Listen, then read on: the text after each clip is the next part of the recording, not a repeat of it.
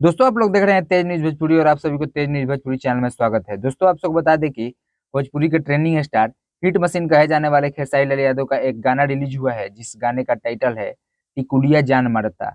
दोस्तों आप सबको बता दें कि ये गाना आज से 2 दिन पहले ही रिलीज हुआ है, लेकिन इस गाने पे व्यू बहुत ही कम है।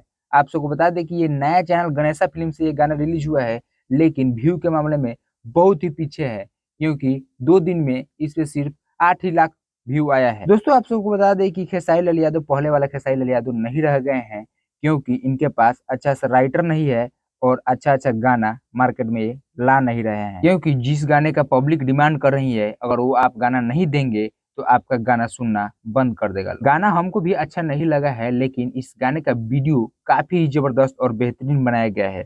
अगर आप सब इस गाने को नहीं सुने हैं तो एक बार जरूर जाकर सुन लीजिए। गणेशा फिल्म से ये गाना रिलीज हुआ है। दोस्तों आप सबको बता दें कि इस गाने को लिखे हैं अखिलेश कश्यप जी, जो कि कमाल का राइटर है, लेकिन इस समय उनका भी कलम अच्छा नहीं चल रहा है। और इस गाने में एक्ट्रेस प्रिया रघुवंशी आप सबको नजर आएगी, जो कि कमाल का अदाकारा है। तो चलिए दोस्त, आप सबसे विदा लेते हैं और मिलते हैं नेक्स्ट वीडियो में। तब तक के लिए जय हिंद, जय भोजपुरी।